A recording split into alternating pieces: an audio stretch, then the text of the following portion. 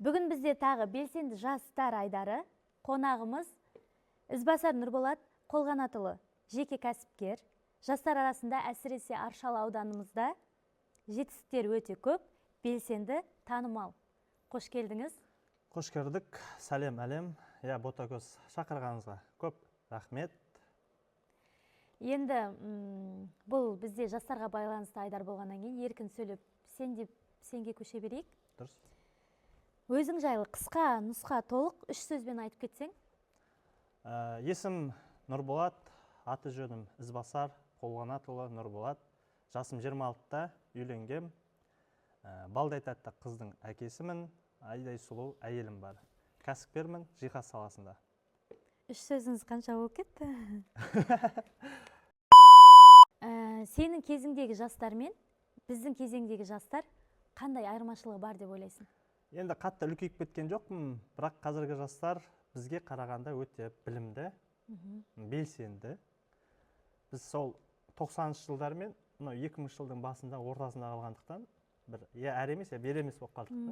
Біз солай көбісі қабылдайды. Бірақ біз екі жаққа да белсендіміз жалпы. Бізде білімді жастар өте көп, бірақ дейтін жері бар. Негізі жастар еліміздің болашағы ғой. Қазір бәрі шетелге еліктеп, шетелге қызығып, шетелге оқуға кетіп жатыр. Бұның себебі неде деп ойлайсыз? Жалпы білім жастардың көбісі шетелге кетіп, менің де өзімде ой болды, шетелге кетсем деп. Маған зачем мынау Қазақстан, мынау Аршалы, мынау Ақмола кеткім келді. Бірақ мынандай сөз бар ғой, өзге елде сұлтан болғанша өз елінде ұлтан бол деген. Сөйтіп сол сөз маған келіп, тоқта Нұрболат, сен еліңді, жеріңді, бір сені жарайды бүкіл республика бойынша Қазақстанды көтермей қой. Сен кішігірім өзіңнің туып өскен ауылыңды көтер. Сол Аршалыдан баста деп, сол Аршалыдан бастап өзімнің белсенділігімді арттырдым, оқыдым, тоқыдым, жан-жақтан ізденіп бастадым. Қалай маған мемлекет не береді деп емес, мен мемлекетке не бере аламын деп іздендім. Солай кәсіп ашып бастадым. Өте жақсы. Біздің негізгі нысанымыз жастар болғаннан кейін жастардан бастап жатырмын. 18-дегі өзіңізге қандай кеңес берер едіңіз? Жалпы 18 жастағы Нұрболатқа бірінші кеңес берерім, әскерге барып кел. Бармадыңыз ба? Жоқ, әскерге барып келгем, ровно 18 жасымда бардым, 19 жасымда қайтып келдім. Солай 19 жастан келгеннен бірден үйлендірдім. Үйленсең мотивация болады екен. Негізі. Одан соң 18 жастағы Нұрболатқа, яғни не айтарым деген, әскер бұның барлығы қалыпты жағдай ғой. Жалпы білім ізден, еңбек ет, талмай, сосын жаман әдеттерден аулақ бол. Ол жаңағындай өзіңіз білесіз, арақ, темекі, сондай заттардан оқы дейсіз ғой. Тек жаңа оқып қана қоймау керек, амал ету керек, әрекет жасау керек та. Отбасы дегеніңізден шығады, қазір көбіне жастардың арасында отбасын сақтай алмау деген мәселе өте көп. Сіздің оған көзқарасыңыз немесе кеңесіңіз? Енді өзім отбасылы адам болғандықтан енді отбасы жайлы көп айта алмаймын. Психолог емеспін, бірақ отбасы, ошақ қасы, отбасы болған соң ұрыс керіс болмайды, тұрмайды дегенде ғой. Барлығы болады, ең бастысы сол отбасын сақтап қалу деп ойлаймын. Өте дұрыс, өте сізбен келісемін деп бөліп жібердім ба сөзіңізді? Әдем кетіп отыр, әдем кетіп отыр. Күшті кетіп отыр. Не болды маған? Біздің жастар ресурстық орталығынан жалпы көңіліңіз толады ма? Себебі осы жастар ресурстық орталығы маған тікелей себепші болды көтерілуіме. Оны жасыратын жоқ. Талай форумдарға бардым, жастар кездесулерінде топ жардым, пікірталастарда. Алдыма жан салмадым дегендей ғой. Енді қазіргі жастар ресурстық орталығының директоріне, қазіргі іс-шараларға өте қатты көңілім толады. Тіпті кейде қайтып жұмысқа тұрсам бекен дегенде ой келеді. Бірақ әттеген ай бар, бір айлық шайлығыма жетпейді, оны жаратып үлгермеймін да бір айға. Тіпті көп сондықтан. Мен орнын тартып алғыңыз келіп жатыр. Жалпы қазіргі жастар ресурстық орталығы тіпті керемет, жақсы. Күні кеше үлкен іс-шаралар өткізіңіздер көрдім. Комафест дейді, одан қалса жаңағындай нелер атыспақ дегендей ғой, соларды ұйымдастырған екенсіздер, керемет. Ұнады. Бірақ әттеген ай қатыса алмадым, уақыт бөле алмадым. Сіз жеке кәсіпкерсіз. Енді кәсібіңіз туралы бір-екі сұрағымыз болса. Негізі жастар қазір көбісі ойлайды, кәсіпкерлік тума талант па? Андай енді атадан балаға жалғасатын, немесе туғаннан бойға даритын, немесе әлде бір еңбекті, маңдай терді қажет ететін еңбек па? Жалпы енді кәсіпкерлік, жалпы кәсіпкермін, маған бұл тума талант деп айта алмаймын. Бірақ осы уақытқа дейін ата әжелеріміз кезінде, қазіргі түрде мен айтқанда базарда саудаласқан, саудада болған. Бірақ енді мен қазір, менің салам сауда емес, менің салам, яғни елге жерге қызмет ету, оның ішіндегі яғни жиһаз саласында қызмет жасаймын. Енді жиһаз ол қол шеберлігі керек, яғни бұл жерде талант деп айта алмаймын. Мен бұл өзіңді өзің дамыту. Бұл салаға қалай келдім? Мен қазіргі таңда уже 4-тен 5 жыл аралығында жиһаз жасап келе жатырмын. Бұған тек қажырлы еңбек қана. Сосын кәсіпкерлік көбісі қателестіріп жатады, тез баю деп ойлайды. Жоқ. Керісінше тез баю, ол тез жаңағыдай қарызға кіргізеді. Яғни жастарымыз еңбектенсе жетістікке жете алады дейсіз ғой? Иә, еңбектену керек. Көбісі ойлайды, мен кәсіпкер болсам, мен шетелге барам. Олай емес, кәсіпкер болсаң 24-те 7 жұмыс жасайсың. Иә. Иә, қызық болып жатыр деп ойлаймын. Сұхбатымыз маған өзіме ұнап жатыр. Негізі аршалды жастар бастамасы қандай деңгейде деп ойлайсыз? Кәсіби бағытта жастарды дамытуға не кедергі? Жалпы енді қараңыз, Аршалыда өзім қызмет жасап кеткен соң, жастар ресурс орталығында. Жастар бізге Астана жап-жақын ғой, көрдіңіз бе? Одан қалса, жастардың барлығы не? Қазір үлкен нелерге қызығады, үлкен өзіне амбиция қойып салған мотивациялар енді бешеный күшті. Бір зат бола қойса болды, Астанаға кетіп қалады. Қиналғысы келмейді дейсіз ғой? Иә, қиналғысы келмейді. Бірақ өзінің кішкентай Аршалыны көтергісі келмейді. Себебі енді бас қала, Астана, елорда жап-жақын, барлығы сол жерден көремін, жақсы табыс табам, мен үлкен күшті болам, Аршалыға келгенде мен мынандай болам дейді. Мен де негізі солай елестем кәсіпкерлерді. Солай, бірақ негізі ол да емес, негізі кішкентай жерден бастап, ақырындап көтерілу керек. Саты-сатысымен болады да, өзінің уровені болады. Ал Аршалының жастарына мен қазір ризамын. Себебі осы жерде күшті биші қыздар бар, әнші қыздар, түрлі КВН командалары бар, өткенде жюри болдым, мықты, енді мықты. Олардың енді алға қойған талаптары, мақсаттары күшті.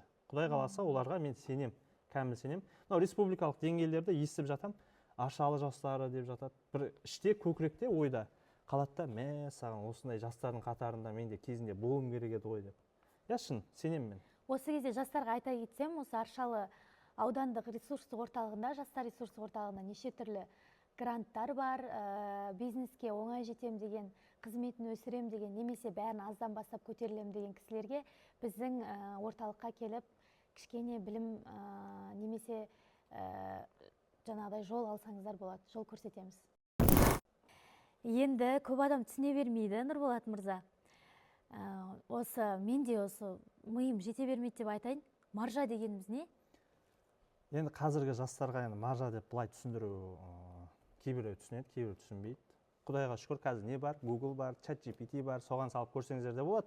Бірақ мен жеке өзімнің деңгейімде түсіндіріп беріп кетейін. Жалпы маржа деген негізгі құн мен пайданың, яғни шектік қанша қойған, соның арасындағы пайдада.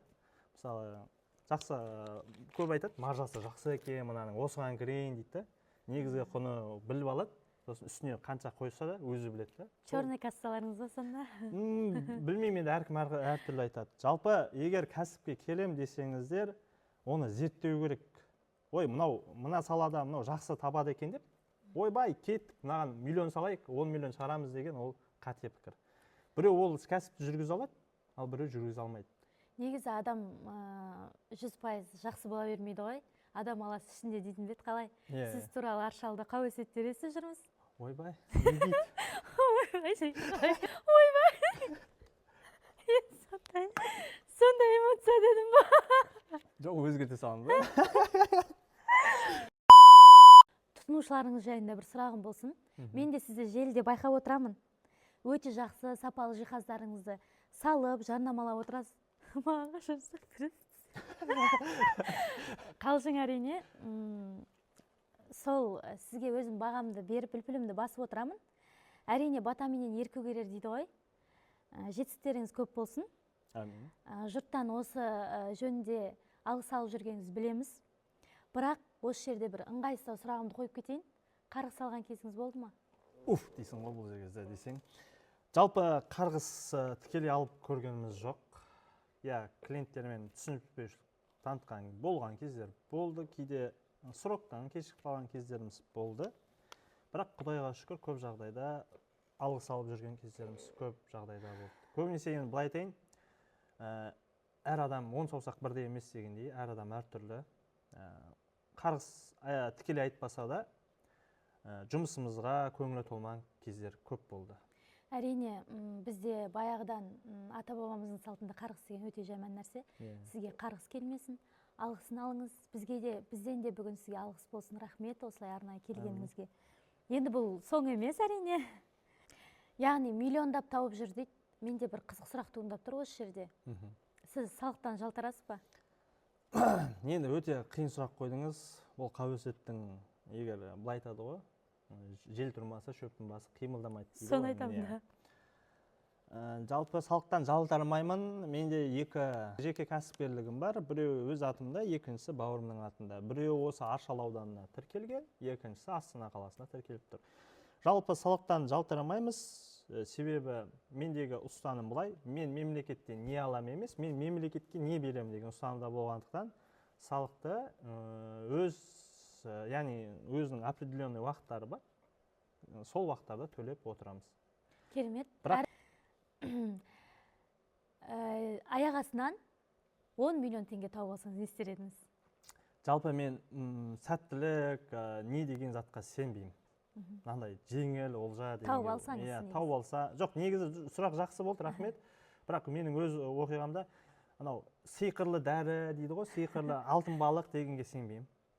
Менің тек әрекет, өзіңнің күшіңмен жету сондай. Яғни 10 миллион тауып алсам демей ақ қойын, 10 миллион пайда түссе, 10 миллиондық закат түссе, не істейсіз десеңіз, мен айтар едім, бірінші орында өзімнің кәсібіме салар едім. Кәсібімді ары қарай домалатып, дөңгелетіп, бізде жақсылықтар жасау болмайды емес болады, бірақ біз оны әлеуметтік желіге көп салмаймыз, көрсетпейміз. Себебі оң қол бергенді, мына сол қол көрмеу керек дейді ғой, сол үшін. Жастарға көмектесуге қалай қарайсыз негізі? Жалпы жастарға көмектесуге всегда оң көзқарастамыз. Тағы да бір қызық сұрағыма кезек берейін. 5 жылдан кейінгі осы бизнестегі Аршалы ауданына қызмет етіп жүрген Нұрболат қандай болады? Көкірегі алтынға толған десең, айтқандай. Жоқ, негізі 5 жылдан кейін Нұрболатты қалай елестетесің десеңіз, мен жалпы 5 жылдан кейінгі Нұрболатты кәсіпте жолы болған, өзінің ауданына, өзінің туып өскен ауылына қандай да бір деңгейде көмек көрсеткен Нұрболат деп сенем. Себебі қолыңда 50 теңге бар кезде, сол бар 50 теңгеңді өзіңнің елің үшін бере алмасаң, қолыңда 5 миллион немесе 10 миллион бар кезде, соның ішіндегі 500 мың теңгесін бере алмайсың деген ғой, түсінікті. Сол секілді, қазір менде дым жоқ кезде, немесе енді көтеріліп келе жатқан кезде ақырындап бергенім мен үшін тіпті жақсы. Менің бергенімді елім көріп, мені елім мақтап жатса, ол мен үшін үлкен абырой. Ел мақтаған жігітті қыз жақтаған дейді ғой. Бұл сізге арналмаған. Иә, бұл маған арналмаған. Мен айтамын ғой, бала кезден бізде андай, енді не дейді, инстинкт ма, балалық инстинкт ма, бізде балалық инстинктте бәрінде көзбен көрген кезде тек аталардан ғана осындай төсбелгі көретінбіз ғой. Төсбелгіңізге тоқталып кетсеңіз, айтқандай менің өзімнің коронный сұрағым бар, әр қонаққа қоятын. Сіз мақтаншақсыз ба? Мақтаншақсыз ба дегенде жоқ, негізі ондай қатты мақтаншақ емеспін. Былай айтады ғой, жігіттің түрін айтпа, түсін айтпа дейді, істеп жүрген ісін айт дейді. Бұны маған берген осы жастар ресурстық орталығы, осы мені көтерген осы жастар ресурстық орталығы. Көтерген деп қатты айтпай қойын, бірақ өмірдегі неме жол салып берген, сара жолда кішкене де болса тізгіндеп берген осы менің жастар ресурстық орталығы. Мынау қазіргі төсбелгі Қазақстан жастарының алтын жұлдызы деген мағынада бергені ғой. Енді әрине қатты алтын жұлдыз емеспіз, жігітке алтын таққан жараспас, Қазақстанның күміс жастарының бірімін десем де болады. Енді қатты деңгейім өсіп кеткен жоқ. Аршалының деңгейінде кішкене де болса осы өзімнің ауданым деңгейінде бір жаспын. Осы жерде бір сұрағымды, яғни не қылды, жазып алып келгеннен тыс қоя салайын. Мысалы, біздің қазіргі жастарды тарту өте қиын. Бір жұмысты бастаған келсе, осындай төсбелгімен марапаттаған келсе, өйткені мен әрбір Аршалының жастарына жаныма ашитын шыны керек. Оларды көтергім келеді, оларды биіктен көрсеткім келеді. оны қалай тарту керек, қалай ойлайсыз, қандай кеңес бересіз? Бұл сұрақпен мен де кезінде арпалысып алысып бір берісіп арасында қайттан жеңіп солай шыққам. Жеңіліп, иә, кейде жеңіліп жеңген кездерім де болды дегендей ғой. Жалпы Аршалаудан айтып кеткендей ғой, Астанаға жақын болғандықтан көп жастардың ұстап қалуы өте қиын. Бірақ Аршалаудандағы жастарды көтерудің немесе соларды бір деңгейге шығарудың бір жолы сол тікелей сол жастарға, яғни ақпарат, дұрыс ақпарат керек сияқты. Солармен жақсы көбінесе олар не қалайды, соны білу керек. Менің ойымша, біздің Аршалыда керемет жерлер көп. Мен кеше өзім осы жан жақтарын енді көріп жатырмын ғой, қарап жатырмын. Біздің Аршалыда негізі туризм дамыту керек сияқты. Туризмге дамыған сайын жастар да келеді. Мысалы, жастар қазір көбіне жұмыс жасайды ғой. Қандай жұмыстар оларға қызық? Оларға осындай даяршылық, осындай оңай жұмыстар, анау жұмысымен, оқумен бірге қатар алып жүретін жұмыстар. Мүмкін осындай туризм дамытатын болсақ, жастар кішкене. Жалпы, еліміздің президенті айтып кетті, Тоқаев. Қазіргі бізге қандай жастар керек? Қазір әлеуметтік желіде өзін жұлдызбын, андай емес. Мен жалпы әлеуметтік желімді жақсы жүргізгенмен, негізгі нем менің жиһаз шеберімін да. Жиһаз шеберлігімді мен көрсетемін. Қандай нюанстар болсын. Қазіргі сізбен келсем, қазіргі жастар оңай ақша тапқысы келеді, оңай олжа дейді да, жаңағыдай бір жерден бір алтын балықты кездестіріп қалсам, ол мүмкін емес. Бірақ біз қандай болуымыз керек? Біз каждый жас әрбір саланың бір өзінің үздігі болу. Себебі қазір былай да, егер электрик болса, ой, сен электриксің ба, ой, сен сантехник екенсің ғой, ой, сен мебельші екенсің ғой деп, жаңағыдай бір-бірін түсіріп тастайды да. Бірақ анау костюм шалбар киіп алып, ой, әкімшілікте істеймін деп, ой, ол мақтан көреді. Ол негізі дұрыс емес. Бізге технократтар керек, әрбір саланың өзінің үздіктері керек. Сол үшін біздің ауданда да, жаңа айттық қой өзіңіз, туризм саласы ол да бір қызметтің бір түрі да. Ең қиын адамға қызмет ету, адамның көңілінен шығу, бұл ең қиын да. Жастарға да айтарым, негізі бізде көбісі адвокат емес, сол жаңағыдай еліміздің президенті айтқандай, бір мынандай салалардың, қазір бізде ақсап тұрған салалардың мамандығын оқып, соның маманы болу керек. Сосын жеке өз ойым, ана саладан мына салаға, ана саладан мына салаға секіріп жүрмеу керек. Бізде сондай бар ғой. Мына жерде 5 жыл ұнамай қалса шығып кете салам, үйте салам. Жоқ, сен сол салада басыңмен кір. Сол саланың бүкіл майын, жілігін шағып, семішкі сияқты шекілдеп тұрса, сосын сен сол саланың үздігі боласың, жақсы ақша табасың, содан соң өзіңнің кәсібіңді ашып кет. Көбісі қазір былай істейді, кіріп алады, бір-екі үйреніп алады, ой, мен өзім кәсібім ашсам, мен осы ақша табады екенмін ғой. Бірақ жаңа айтқандай ғой, оның салығы бар, сенің жұмысшыңның айлығы бар, шайлығы бар.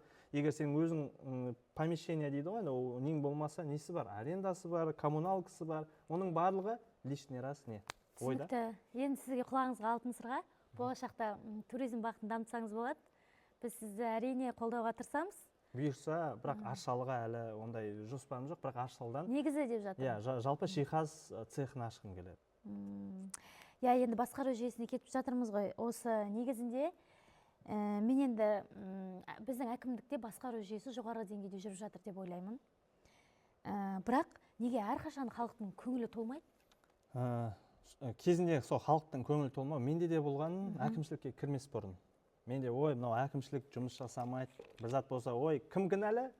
Акимат кінәлі, ой, анау кінәлі. Негізі ол былай ғой, жалпы диванный критик дейді. Типа сондай диванный войска деп айтып жатамыз ғой.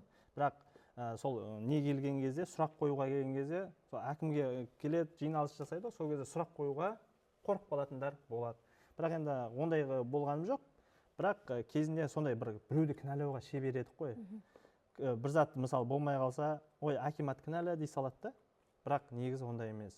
Әрбір әкімшіліктің ішінде де бөлімдер болар. Яғни отделениялар жауап береді. Мысалы жолға жауап беретін адам бар, су бөліміне жауап беретіндер, ЖКХ бөлімі немесе налоговый бар ғой, сол сияқты да. Сұрақты дұрыс қоюымыз керек. Мысалы ЖКХ бөліміне біз нені қоймаймыз ғой, салық бойынша сұрақ қойылмайды ғой. Ол айтады, сен салық бөліміне барып бұл сұрағыңды салыққа қой сияқты да. Аршалы ауданы әкімшілігі жақсы жұмыс атқарып келе жатыр. Недостаткілері бар, оны мойындау керек. Бірақ не істеп келе жатыр? Жұмыс атқарылып келе жатыр, ақырындап түзеліп келе жатыр. Бізде былай ғой, қап аузыма түс, бірден түс деген дейді. Жоқ, ондай болмайды. Енді мынадай нәрсе бар ғой, бұл сенің айтып отырған сөзіңде жаны бар.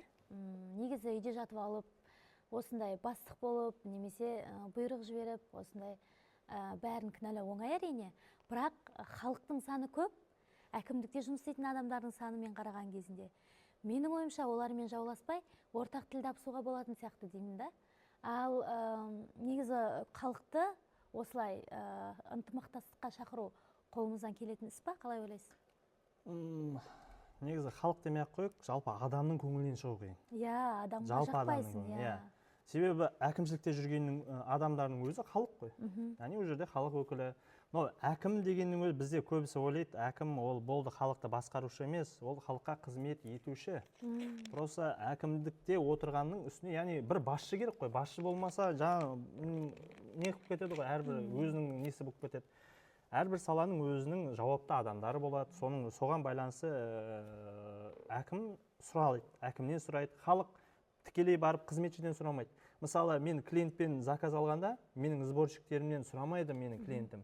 Ол менен сұрайды, яғни басшылығы мен ғой. Мен айтады, саған заказ бердік қой, мына жері бүйт деп. Сол кезде менің сборщиктерім емес, кім жауап береді? Мен жауап беремін. Егер сборщиктерім жұмыс істемей қалса, тағы мен жауап беремін, себебі бұл менің командам дегендей ғой. Сол секілді әкімдікте де тіл табысу, тіл табысуға болады. Ол қалай? Жай ғана субботникті алайықшы, субботникке халықтың барлығы шыға ма? Жоқ. Шықпайды әрине. Ол өзінің үйінің ауласын, жарайды, ауласының ішін айтпай ақ қойыншы, сыртындағы жолдың шетіндегі нелерін тазаламаған адам келіп алып әкімдікке неге сендер ананы тазаламайсыңдар деп айтуы, ол өте ұят. Орынсыз нәрсе, иә? Орынсыз. Ал сосын тұрады да өзі лақтырады, мусорды тастайды, немесе үйінің сыртынан тұрады да ешкім жоқ, қарайды, мусорды лақтыра салады, жинайды ғой анау мусорщиктер деп айтады да. Ол дұрыс емес. Иә, сізбен келісемін әрине. Ендеше келесі сұрағымызға өтейік. Жаңа Қазақстанға жалпы қалай қарайсыз? Жаңа Қазақстаннан бұрын жалпы Қазақстанға. Бұл жаңа Қазақстан деген кезінде Қазақстан 2030, Қазақстан 2050 сияқты бастамалар ғой енді. Жаңа Қазақстан қазіргі жоба бастамалары жалпы оң көзқарастан. Айтып жатыр ғой, ойбай, штраф деп, әрі кетсең штраф, былай қалсаң штраф. Негізі мен күшті бір кітап оқығам, Ли Куан Юді білетін шығарсыз, Сингапурдың основателі деп айтады ғой. Білмеймін, бірақ айтайын. Сол кісі билікке келгенде қалай халықты көтерді. Яғни Ли Куан Юді сол кезде Сингапурды үшінші сатыдағы халық деп айтады екен да. Сол кезде бір несі жеке енді өз ойым ғой, оқығаным ғой. Олар қалай деңгейін көтерді? Білімді адам, яғни білімді ұл, білімді қызға, білімді қыз, білімді ұлмен үйлену керек. Ал сосын елді қалай тәрбиеледі, айтайын ба? Штрафты көбейтті. Қалай штрафты көбейтті? Семечка, жаңағыдай мусор тастауға болмайды, шекілде, сосын не положенный месседе темекі шегуге болмайды сияқты үлкен штрафтарды жасады да, сосын ақырындап ел көтерілді. Ол көбісі ойлайды, штраф дегенге, ойбай, биліктің бюджетті толтырып жатыр, бірақ штрафтың екі жағы бар ғой. Ол адамға жақсы. Не үшін превышение скорости төмендетіп тастады, себебі авария көбейіп кетті дегендей, соны азайту үшін, бірақ адамдар соған қарамастан басады, өздері штрафқа түседі, немесе өздері заң аясында бір какой-то нені бұзады да, не алады? Айыппұл дейді ғой, арқалайды. Мысалы, бәріміз кешкі сағат 10-нан кейін шулауға болмайды дейді, бірақ 10-нан кейін өздері шулап қояды да, ойбай, бізге штраф салды, неге штрафстан деп көп кетті ғой. Бірақ сен өзің ойласың, өзің шаршап келдің, үйге енді демалайын жасты, сағат кешкі түнгі 10:30 деп айтайықшы бір сөзбен. Көршің алып шулап жатыр. Саған ұнай ма? Ұнамайды. Сосын сен не істейсің? Полиция шақырасың. Одан кейін ойбай, штрафстан деп, саған да дәл сондай бір істесе, саған да ұнамайды дегендей ғой сол. Иә, өте күрделі тақырыптарға қозғаған сияқтымыз тақырыптарды, яғни. Енді жастарымызға қайта оралайық. Болашақтағы Аршалының жастарын қалай елестесіз және қандай кеңес бересіз? Жалпы Аршалының жастарына мен кеңес бере алмаймын. Жалпы себебі өзімде жаспын. Бірақ қалай елестететінімді примерно айта аламын. Себебі Аршал ауданы ұлы тұлғаларды шығарған аудандардың бірі. Оның бірде бірегейі Жұмабек Ташенов. Жұмабек және Жермайдан шығара аласыз ба? Кітабының мұқабасы бар. Иә, соны шығарып жіберіңізші, Жұмабек Ташенов деген еді. Және одан бөлек басқа да тұлғалар бар, Тінәлі деген кісі бар, осы ауданның, және бізде Иман Шықпанұлы бар, соларды көрсетсек болады. Енді ал біздің жастар, қандай жастар бар? Аршал ауданын көтеріп жүрген біздің хоккейшілеріміз бар, білетін шығарсыз. Одан бөлек бишілеріміз бар, мына осы мәдениет үйінің бишілері бар. тіпті керемет. Мен оларға дән ризамын. Әрине мәдениет үйіне алғысымызды білдіреміз. Бүгінгі біздің жаңағыдай сұхбатымызды мәдениет үйінде өткізуге мүмкіндік бергендері үшін. Кешіріңіз, бөліп жіберсем. Бізден сұхбатымыз аяғына таяп қалған сияқты. Байқадым. Бір рет емес, бірнеше рет байқадым. Пунктуальный емессіз. Бұл сіздің кәсіпкерлік бағытыңызда, өмірде алға қойған мақсаттарыңызда кедергі жасамайды ма? Жалпы кей уақыттарда пунктуальный болып кетемін, кей уақыттарда пунктуальный болмай кетемін. Негізі ол өте жаман нәрсе, ер адам үшін. Дұрыс, келісем. Жалпы енді жаспыз ғой. Кейде ерте барып қоясың, ойбай, сосын кейде кешігіп қаласың, себебі бүгін емес. Бүгін емес. Әрине кәсіпкерсіз түсінеміз. Болады. Жалпы пунктуальность бұл ақырындап өзіңмен жаңағыдай қалай айтса болады, дамып, өзіңді бір дисциплина дейді ғой, қатты тәртіппен келтіретін зат деп ойлаймын жалпы. Енді болашақта әрине бұлмен өте қатты жұмыс жасаймын. Мен өзімді тек осы кішкентай ғана кәсіптің төңірегінде қалам деп, немесе кішкентай ғана аршалының төңірегінде қалам деген ешқандай бір қатты нем жоқ. Болашақтағы сенімім, алға қойған мақсатым үлкен. Елордаға шығу, одан қалса бүкіл Қазақстанда бір ол үшін пунктуальный болу керек, дұрыс. Әрине қалжың, бұның бәрі әзіл, біз сізді үлгі тұтамыз. Біздің жастарымыздың көбісі сізді біледі. Тіпті сіздің желіде салған бізге арнайы челленджеріңізді байқап, лүпілдерін басып, пікірлерін қалдырып отырады. Әрине сіз біз үшін танымал тұлғасыз. Мен негізі осы жобаны не үшін бастадым? Біздің Аршалы ауданымыздың белсенді жастарының осындай үлгі болатын, елге өнеге ететін сөздері қалсын деп. Не үшін біз айдарымызды белсенді жас стар деп атадық? Стар деген яғни жарқын жұлдыз деген. Сіз біз үшін жұлдызсыз. Әрине жұлдызыңыз сөнбесін, жана берсін. Енді Конституция күнімен жастарды құттықтасаңыз болады? Өте қуаныштымын. Ботагөз, сізді де осы жастар ресурстық орталықтарын және осы Аршалы аудандық мәдениет үйін осындай подкастқа шақырғандарыңызға рахмет. Жалпы жастар демей қойын, бүкіл Қазақстан тұрғындарын, қазақстандықтарды кіріп келген Конституция күнімен шын жүректен құттықтаймын. Бұл Конституциямыздың 30 жылдығы. 30 жылда айтадымыз ғой, 30 жыл ол орда бұзар жас болғандықтан 30 деген санның бірі ол киелі да. Себебі осындай Конституцияның арқасында біздің жерімізді аман алып қалған Жұмекен. Құрметті жастар, құрметті достар, әлем, біздің YouTube каналымызға кіріңіздер. Бұл біздің белсенді жастардың екінші бөлімі. Келесі үшінші бөлімде кімді көргіңіз келеді? Комментарияға жазып кетіңіз, белгілеп кетіңіздер. Керек болса, біз сол кісімен не істейміз? Кеңесеміз.